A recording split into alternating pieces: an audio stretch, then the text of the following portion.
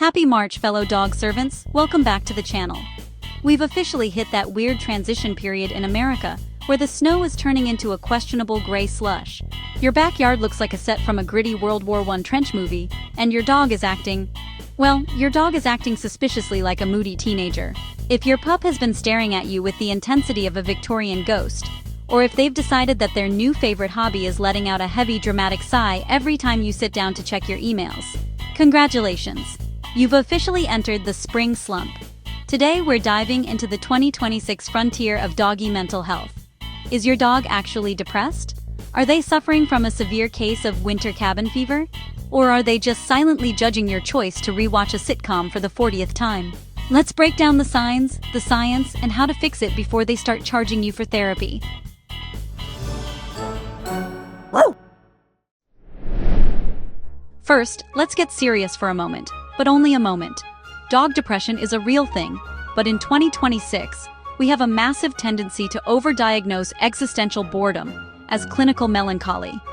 Now, I know most of you have those fancy 4th-gen AI smart collars that track everything from heart rate to how many times your dog dreamed about a squirrel. If your app sends you a notification saying your dog's joy score is down by 15%, please don't panic and start looking for doggy antidepressants just yet. Before you call a canine psychiatrist, you need to look for the big 3 signs of actual depression. The first is a total loss of interest in high-value rewards. I'm talking about that freeze-dried salmon or the artisanal air-dried beef that costs more than your monthly car payment.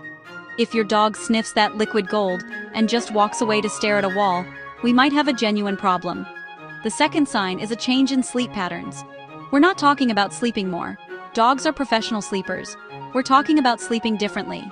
If they've abandoned their usual spot on your feet or the sofa to hide in a dark closet or behind the curtains, they're likely feeling emotionally overwhelmed.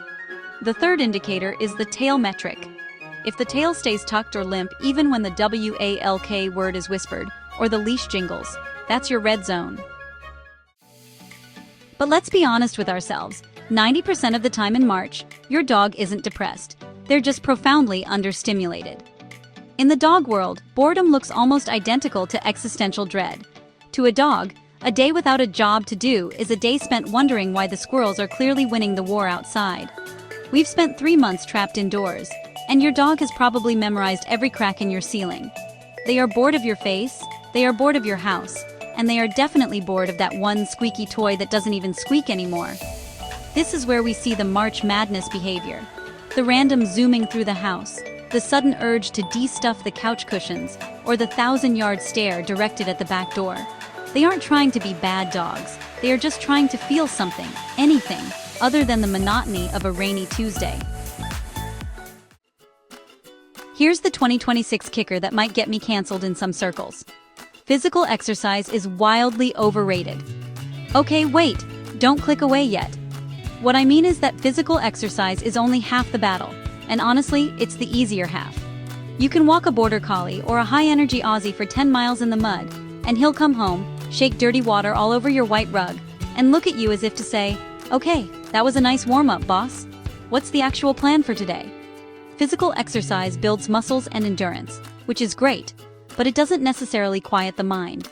In fact, if you only focus on physical activity, you're just building a super athlete dog who needs more and more every day to reach that same level of tiredness. Mental exhaustion is the real doggy Xanax. Since it's March and the weather is a chaotic mess of rain and wind, we need to lean heavily into Enrichment 2.0. Forget the basic fetch in the hallway. We're talking about making them work for the rent. Your dog's nose is directly hardwired to the pleasure center of their brain. 10 minutes of intense sniffing is biologically equivalent to a 45-minute run. It's like us doing a high-stakes Sudoku puzzle while running on a treadmill. Exhausting, but incredibly satisfying. Try the laundry basket hunt. Take an old basket, fill it with crumpled towels, old shirts, and a few tennis balls, and hide 5 high-stink treats at the very bottom. Watching a dog solve that puzzle is not only hilarious, it's the best way to switch their brain from destruction mode to problem-solving mode. For the tech-savvy owners out there, please stop using the laser pointer. It's 2026, and we've known for years that it's essentially a neurosis machine. It creates OCD, obsessive clawing disorder, because the dog never gets the satisfaction of actually catching the prey. Instead, look into those new interactive 3D projection toys or AI-driven treat dispensers that require the dog to follow a specific sequence of lights or sounds to get a physical reward. If there's no catch, there's no dopamine hit. And without that hit, your dog's brain stays in a state of high alert frustration. If you want to go low-tech, the poor man's Enrichment is just as good. Take a cardboard delivery box. God knows we all have plenty of those. Put some kibble inside, tape it shut, and let them destroy it. It's messy, but the shredding instinct is a massive stress reliever for dogs.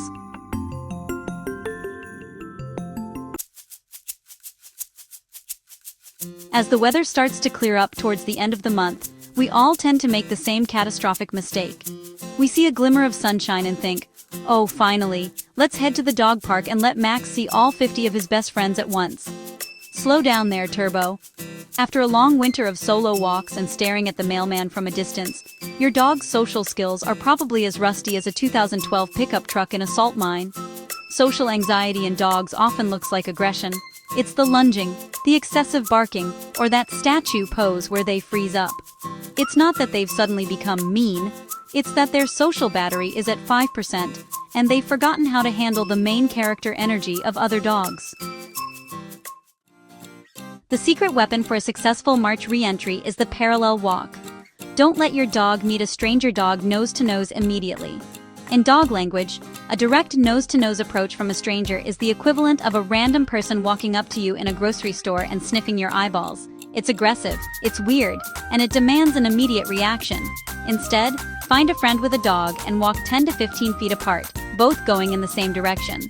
Let them check the mail, which is what I call sniffing the same patch of grass, one after the other. This builds a "we're a team" vibe without the social pressure of a forced interaction. It's the chill coffee date of the dog world, and it's the fastest way to rebuild their confidence after a winter of isolation. We also have to talk about the gut-brain axis, which is a huge topic in 2026. We've discovered that a grumpy gut almost always leads to a grumpy dog. If you've noticed your dog being extra moody or reactive lately, check their diet. Winter often means we get lazy with treats. Maybe they've had a few too many bites of your pizza crust, or those processed chew sticks that are basically just flavored plastic. High-quality probiotics, or even a little bit of plain unsweetened goat milk can do wonders for their serotonin levels. Yes, 90% of a dog's serotonin is produced in their gut. If their stomach feels like a storm is brewing, their brain is going to be in defense mode. A little bit of dietary TLC can sometimes fix a behavioral issue faster than any training session ever could.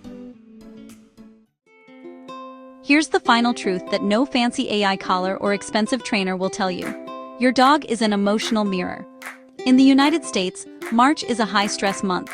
Tax season is looming, the weather is indecisive, and most of us are running on 80% caffeine and 20% sheer willpower.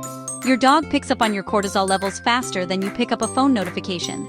If you're pacing around the house stressed about work, your dog doesn't think, "Oh, my human has a deadline." They think, "There is a predator in the bushes and we are all in danger." If you're feeling depressed or burnt out, they often think the pack is grieving, and they will sink into that mood right alongside you.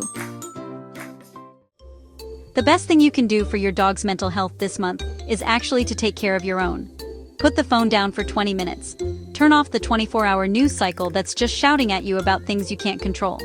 Spend some time just being with your dog. No commands, no sit, no stay, no down, just exist in the same space. Sit on the floor at their level. Let them lean their weight against you. That physical connection releases oxytocin in both of you.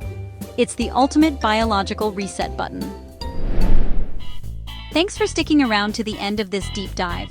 If your dog has developed a weird March habit, like barking at a specific puddle or deciding that the vacuum cleaner is now their mortal enemy, drop the story in the comments below.